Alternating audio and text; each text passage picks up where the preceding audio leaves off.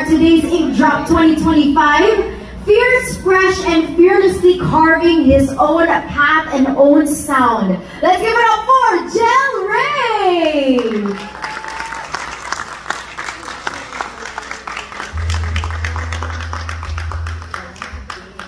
Alright, congratulations Jel Ray. Ito naman, he was nominated for Best Performance by New Solo Artist at the 37 Awit Awards. Congratulations Jel Ray.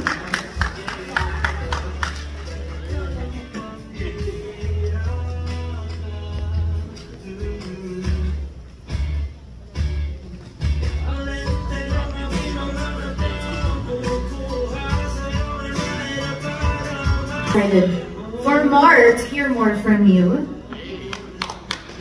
Alright, palakpakan po natin ulit, Jel Ray!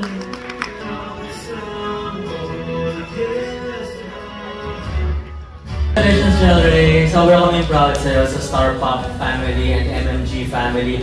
Of course, si Jel Ray is a very talented singer-songwriter in the alternative genre. Some of you may have heard yung song niya na nag-trending sa TikTok and Spotify viral charts, yung Naiilang. So susundan pa natin yung songs na yan, and kasi si Jel Ray is currently writing and recording yung mga upcoming songs niya that will be released under Star Pop label. So abangan niyo, pag narinig niyo yung music na Jel Ray, please share, don't gatekeep. A talent like this should be heard by many people, and supportahan natin ang mga talents like him. Congratulations Jel Ray. Thank you so much, Sir John. Jel Ray, go ahead. Hello, mic check. Ayun, maraming salamat, Star Pop. Sobrang thankful na nandito ako ngayon kasi parang nung nag-umpisa ako, pangarap ko lang na yung kanta ko nasa Spotify. Pero hindi ko akalain na may contracts na ganito sa TV ko lang nakikita natin sa mga artista.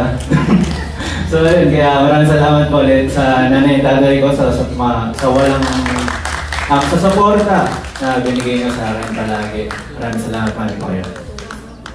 Alright, once again, let's give it up for Jel Ray!